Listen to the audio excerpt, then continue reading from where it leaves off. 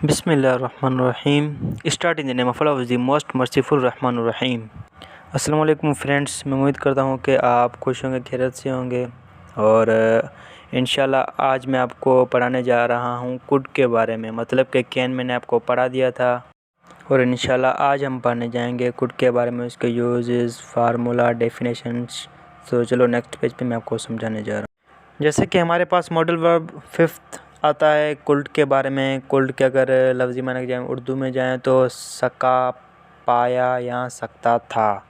अगर इसके लफ्ज़ी माने क्या हैं तो लफ्ज़ी माने हमारे को कुल्ड के दिए हुए हैं। सका, सके, सके, पाया, पाए, पाई, पाए, सकता था, सकती थी या सकते थे। ये हमारे पास कुड के लफ्ज़ी मायने दिए हुए हैं।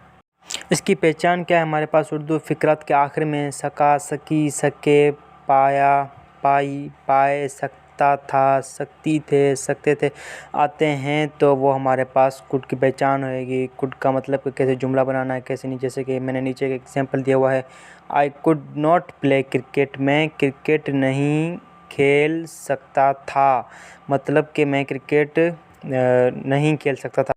जैसे कि यहाँ पर हमारे को कुड का इस्तेमाल, कोई भी बात जब हमें कन्फर्म हो तो वहाँ हम कैन का इस्तेमाल करेंगे। मतलब कि किसी बंदे ने हमारे को परमिशन दे दिया, भाई साहब अभी आप काम कर सकते हो हमारे में, मतलब कि है हम ये काम कर सकते हैं, मतलब कि हमारे को कन्फर्म होना चाहिए हम ये काम कर सकते हैं। जैसे कि मेरे को यहाँ पर दिया हुआ कोई भी बात जब हमें कन्फर्म हो तो वहाँ हम कैन का इस्तेमाल करेंगे। लेकिन अगर जब भी कोई भी बात हमें कन्फर्म नहीं होगी बल्कि उस बात में शक पाया जाएगा तो वहाँ कुड का इस्तेमाल करेंगे। लेकिन मतलब कि जहाँ पर हमारे को मतलब कन्फर्म नहीं होगा और मतलब कि शक पाया जाए हमारे को, मतलब कि ये हमारे से काम वाम नहीं होगा, उसने परमिशन दिया हुआ है लेकिन हमारे से काम नहीं होगा, तो फिर हम वहाँ पर कुड का इस्तेमाल करेंगे। जैसे कि इसी वाले से हमारे को फॉर्म के बारे में दिया हुआ है कि मतलब कुड में कौन सा फॉर्म इस्तेमाल होगा, तो फिर कुड में हमारे पास ओनली फर्स्ट फॉर्म इस्तेमाल होगा और कोई भी सेकंड, थर्ड, फोर्थ कुछ भी नहीं होगा हमारे पास, ओनली फर्स्ट फॉर्म, बल्कि फर्स्ट फॉर्म इस्तेमाल कर देंगे। मतलब कि कुड में हमारे पास ओनली फर्स्ट फॉर्म का इस्तेमाल होगा। जैसे कि यहाँ पर मुझे कुड का फार्मूला दिया हुआ है कि पहले हमारे को सब्जेक्ट, फिर उसके बाद कुड, फिर उसके बाद वर्ब का फर्स्ट फॉर्म, फिर उसके बाद हमारे पास होएगा ऑब्जेक्ट। मकासद मेरे पास क्या है? कुड को मुख्तलिफ मकासद के लिए इस्तेमाल करते हैं, मतलब कि कुड को मुख्तलिफ मकासद के लिए इस्तेमाल करते हैं। जैसे कि हमारे को फर्स्ट नंबर पे दिया हुआ है पॉसिबिलिटी, मतलब के इम्कान, पास्टिबिलिटी मतलब के माजी में काबिलियत, और सजेशन का मतलब है सलाह या मशवरा, रिक्वेस्ट का मतलब है दरख्वास्त, और परमिशन का मतलब है इजाज़त। मतलब कि कैन में हमारे पास होता है इजाज़त लेना और देना और रिक्वेस्ट। चलो तो फिर मैं आपको मतलब कि रिक्वेस्ट के हवाले से और परमिशन के हवाले से इन दोनों में बताता हूँ कि इसमें रिक्वेस्ट लेना या देना या दरख्वास्त लेना या देना, मतलब कि इसमें मैं आपको बताने जा रहा हूँ। जैसे कि हमारे को यहाँ पर नेक्स्ट दिया हुआ है कंडीशनल सेंटेंस, मतलब कि शर्तिया जुमले, और हमारे को दूसरा दिया हुआ है नरेशन के बारे में, मतलब कि नरेशन इनडायरेक्ट स्पीच में। एक तो नरेशन होता है डायरेक्ट स्पीच और इनडायरेक्ट स्पीच, मतलब कि हमारे पास नरेशन में दोनों पाए जाते हैं, इनडायरेक्ट और डायरेक्ट स्पीच। मतलब इनडायरेक्ट का मतलब है बयान और हमारे पास कंडीशनल का मतलब है शर्तिया जुमले। और मैं आपको पहले मतलब कि 14 में आपको ये मॉडल्स पर पूरे करा दूँ तो फिर इंशाल्लाह हम नेक्स्ट मतलब कि उसमें चलेंगे नरेशन और एक्टिव पैसिव और past continuous tense, present continuous tense, future, मतलब कि बहुत सारे हमारे पास हैं बेसिक लेवल में। 6 मतलब कि पूरे टोटल हमारे पास 12 होते हैं, 6 बेसिक लेवल में और 6 होते हैं इंटरमीडिएट में। तो फिर मैं मतलब कि पहले हम मॉडल्स पूरा कर दें तो फिर इंशाल्लाह मैं आपको आगे सिखाने जाऊँगा। तो फिर हमारे पास यहाँ पर मेन वर्ब दिया, मतलब कि मेन चीज़ें हमारे को दिए हुए हैं कंडीशनल सेंटेंस, मतलब कि शर्तिया जुमले, और नरेशन दिया हुआ है इनडायरेक्ट स्पीच में बयान। जैसे कि हमारे को वहाँ पर दिया हुआ था पिछले पेज में पॉसिबिलिटी का मतलब क्या है? इम्कान। मतलब कि कुड को हम पास्ट में पॉसिबिलिटी को ज़ाहिर करने के लिए भी इस्तेमाल करते हैं। मिसाल, मतलब कि कुड को हम पास्ट में पॉसिबिलिटी को ज़ाहिर करने के लिए, मतलब कि पॉसिबिलिटी को इम्कान को ज़ाहिर करने के लिए भी इस्तेमाल करते हैं। मिसाल नीचे मैंने दिया हुआ है जवानी के दिनों में तेज़ भाग सकता था, मतलब कि in my youth days I could run fast, मतलब कि जवानी के दिनों में मैं तेज़ भाग सकता था। मतलब कि ये हमारे पास चला गया पास्ट में, मतलब कि तेज़ भाग सकता था। जैसे कि जवानी के दिनों में मैं तेज़ भाग सकता था, in my youth days I could run fast. जैसे कि हमारे को यहाँ पर दिया हुआ है पॉसिबिलिटी माजी में काबिलियत, जैसे कि नीचे मैंने मिसाल दिए हुए हैं। मैं यूनानी बोल सकता था जब मैं बच्चा था, मतलब कि जब मैं बच्चा था तो मैं ग्रीक आवाज़ में बोल सकता, मतलब कि यहाँ पर I could speak Greek when I was kid, मतलब कि मैं यूनानी बोल सकता था जब मैं बच्चा था। जैसे कि दूसरा हमारे को मिसाल दिया हुआ है, मैं पियानो बजा सकता था जब मैं छोटा था। I could play the piano when I was younger, मतलब कि जब मैं पियानो बजा सकता था जब मैं छोटा था। अभी मतलब कि हमारे में ये मतलब कि ये हमारे गए गुजरे काम है, मतलब कि माजी में काबिलियत। जैसे कि हमारे को यहाँ पर नेक्स्ट दिया हुआ है पोलाइट सजेशन, मतलब कि किसी को हमने सलाह देना है या मशवरा देना है, आपने ये काम करना है। मतलब कि नीचे मैंने दिए हुए सलाह मशवरे पर अमल होगा या नहीं, इसलिए यहाँ पर कुड का इस्तेमाल किया जाएगा, लेकिन इसमें बहुत पोलाइट लहजा रखा जाएगा, मतलब कि इसमें बहुत पोलाइट लहजा रखा जाएगा। नीचे जैसे कि मैंने एग्जांपल दिया हुआ है, हम इकट्ठे बाज़ार जा सकते हैं। वी कुड गो टू बाज़ार टुगेदर, मतलब कि हम सारे इकट्ठे बाज़ार जा सकते हैं। जैसे कि मैंने किसी को मशवरा दिया है, हम सारे इकट्ठे बाज़ार जाएंगे, मतलब कि जा सकते हैं। सलाह मशवरे पर अमल होगा या नहीं, इसलिए यहाँ पर कुड का इस्तेमाल किया जाएगा, लेकिन इसमें बहुत पोलाइट लहजे रखा जाएगा।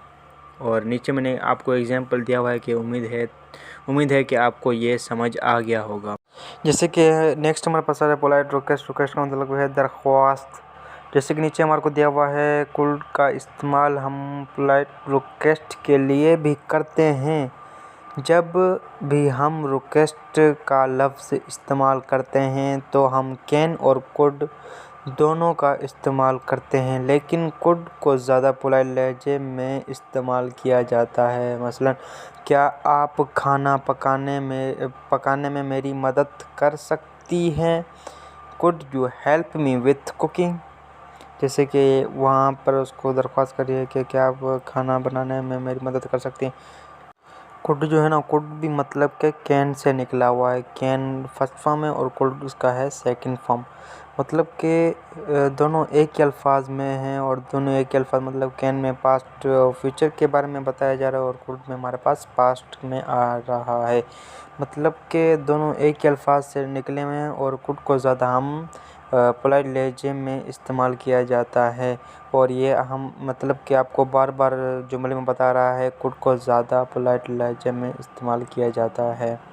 जैसे कि कैन में हमारे को बताया जा रहा था कि परमिशन लेने और देने के लिए इस्तेमाल करते हैं, मतलब कि कैन में परमिशन जो है ना, इजाज़त दोनों में आता है, कुड में और कैन में।